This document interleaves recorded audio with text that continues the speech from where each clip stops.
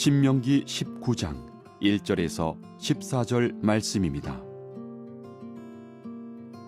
내 하나님 여호와께서 이 여러 민족을 멸절하시고 내 하나님 여호와께서 그 땅을 내게 주심으로 내가 그것을 받고 그들의 성읍과 가옥에 거주할 때에 내 하나님 여호와께서 내게 기업으로 주신 땅 가운데에서 새 성읍을 너를 위하여 구별하고 내 하나님 여호와께서 내게 기업으로 주시는 땅 전체를 세 구역으로 나누어 길을 닦고 모든 살인자를 그 성읍으로 도피하게 하라. 살인자가 그리로 도피하여 살만한 경우는 이러하니 곧 누구든지 본래 원한이 없이 부지 중에 그의 이웃을 죽인 일, 가령 사람이 그 이웃과 함께 벌목하러 삼림에 들어가서 손에 도끼를 들고 벌목하려고 찍을 때에 도끼가 자루에서 빠져 그의 이웃을 맞춰 그를 죽게 함과 같은 것이라. 이런 사람은 그 성읍 중 하나로 도피하여 생명을 보존할 것이니라. 그 사람이 그에게 본래 원한이 없으니 죽이기에 합당하지 아니하나 두렵건대 그 피를 보복하는 자의 마음이 복수심에 불타서 살인자를 뒤쫓는데 그 가는 길이 멀면 그를 따라잡아 죽일까 하노라. 그러므로 내가 네게 명령하기를 새 성읍을 너를 위하여 구별하라 하노라.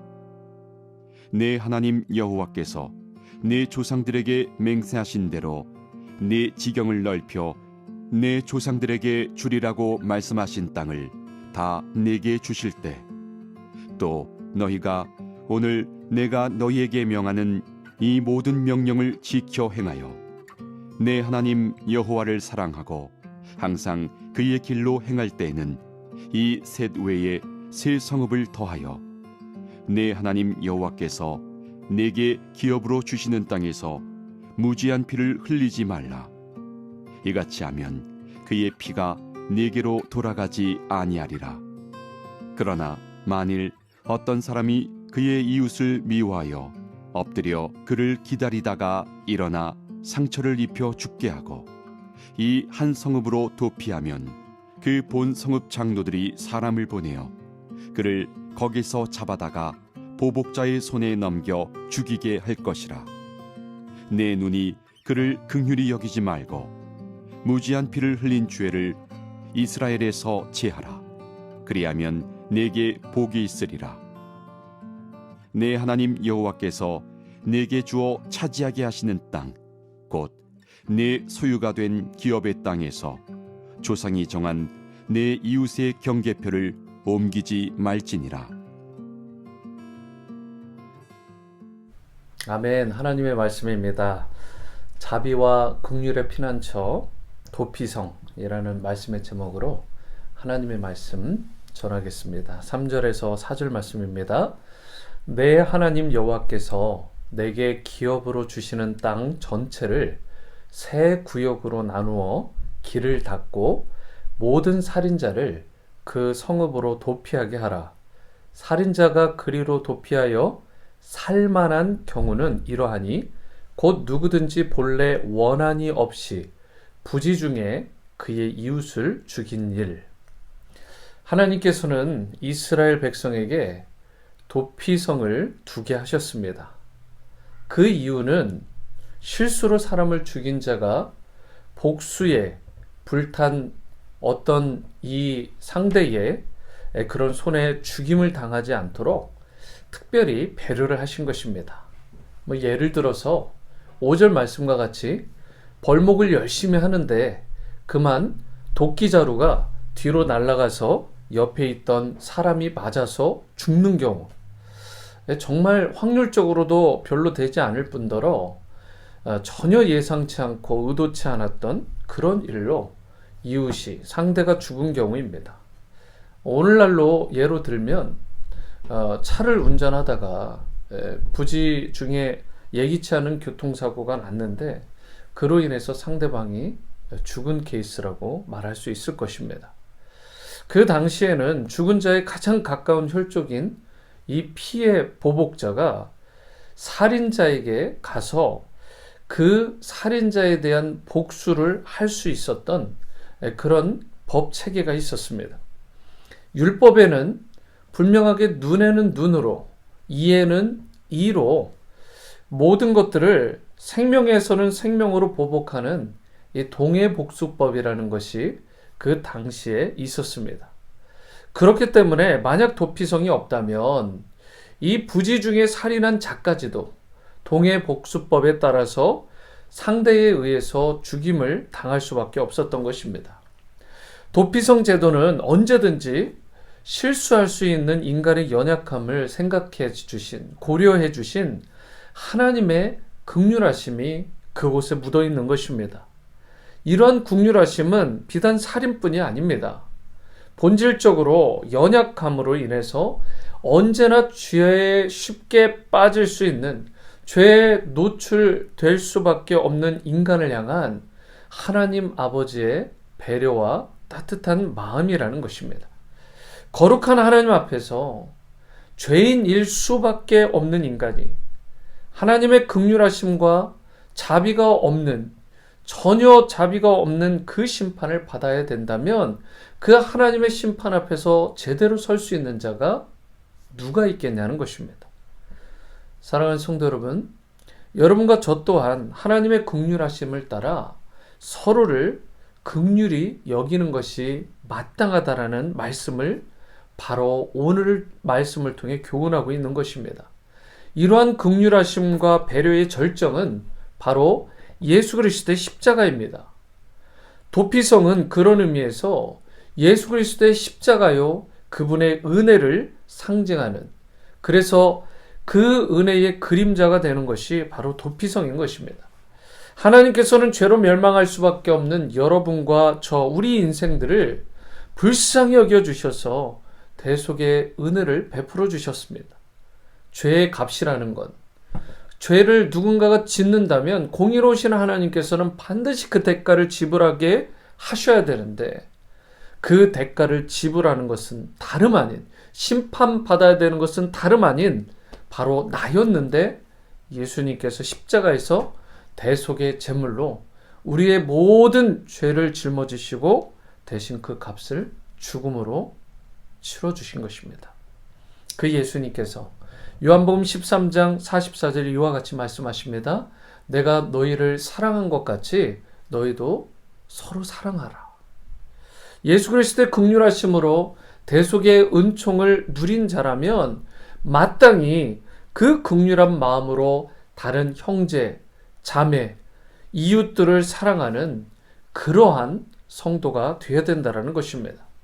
오늘도 도피성 되신 예수님을 꼭 붙들어야 되는 우리의 연약한 인생, 연약한 심령을 솔직하게 고백하고 예수님의 그 은혜 보좌 앞으로 나가서 긍휼과 자비를 우리가 맛볼 뿐만 아니라 그 은혜를 입은 자답게 다른 누군가에게 예수님의 그 긍휼과 자비를 나누고 베푸는 여러분과 제가 될 수 있게 되기를 축원합니다.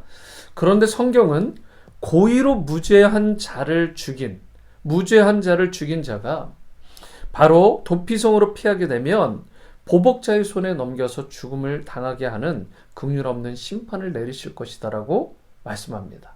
11절에서 12절 말씀을 보시기 바랍니다. 그러나 만일 어떤 사람이 그의 이웃을 미워하여 엎드려 그를 기다리다가 일어나 상처를 입혀 죽게 하고 이 한 성읍으로 도피하면 그 본 성읍 장로들이 사람을 보내어 그를 거기서 잡아다가 보복자의 손에 넘겨 죽이게 할 것이다. 모세는 이 도피성 제도가 악용되어서는 안 된다는 사실을 강조하면서 이러한 부분들을 강조했던 것이죠.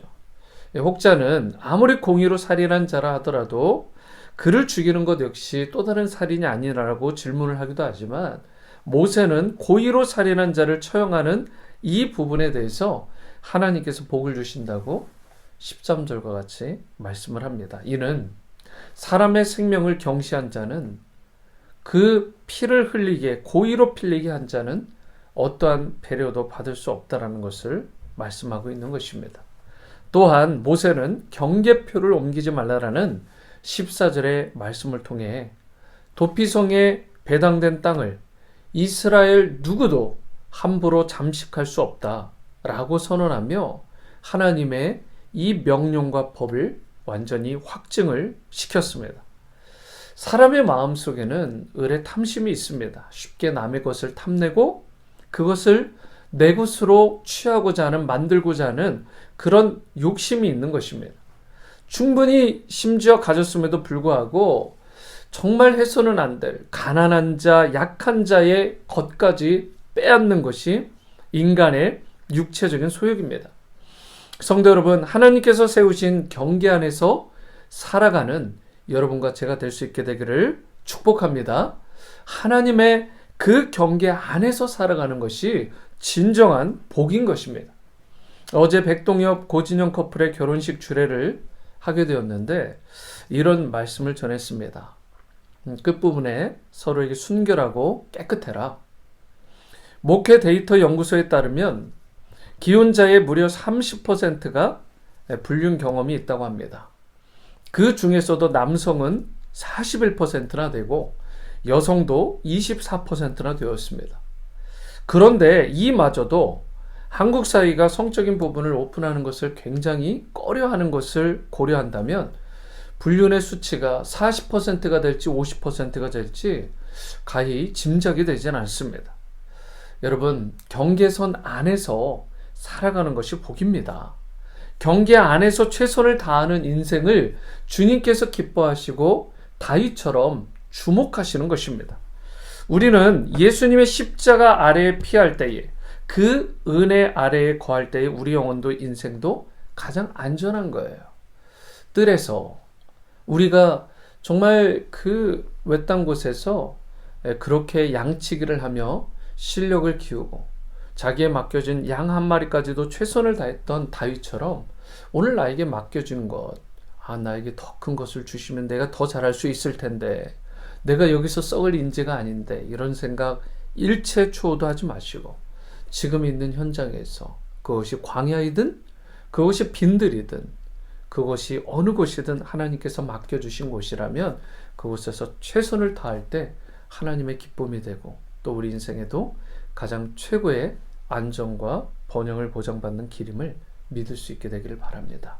이 사실을 꼭 마음에 두고 기억하시고 참 인생의 도피성이 되시는 예수님 안에서 영혼의 안정과 참된 평강과 강건함을 풍성히 누리며 살아가는 여러분과 여러분들의 가정, 또 우리 공동체가 될 수 있게 되기를 주님의 이름으로 축원합니다. 기도하십니다. 사랑과 은혜 주님, 영원한 도피성 되신 예수님, 우리가 온전히 바라보는 이 새벽 될 수 있기를 원합니다. 우리의 정말 행함과 우리의 도덕성과 우리의 율법의 노력으로는 도저히 이룰 수 없는 우리의 죄성의 문제들을 주님께서 그 값을 다 치르시고 대속하시고 그리하여 생명까지도 아끼지 않으셨던 그 긍휼과 자비를 우리도 이제 본받아 다른 누군가에게 예수님의 그 긍휼과 자비를 나누고 전하며 실천할 수 있는 그런 넉넉한 인생들 다 되어지게 도와주시되, 특별히 죄에 대해서 둔감하지 않게 하시고 민감하게 하여 주시고 경계선 안에서 살아가는 것이 진정한 복임을 깨닫고 하나님의 기쁨이 되는 인생으로 일평생 살아가는 우리 모두가 되게 도와주옵소서. 예수님의 이름으로 기도합니다. 아멘.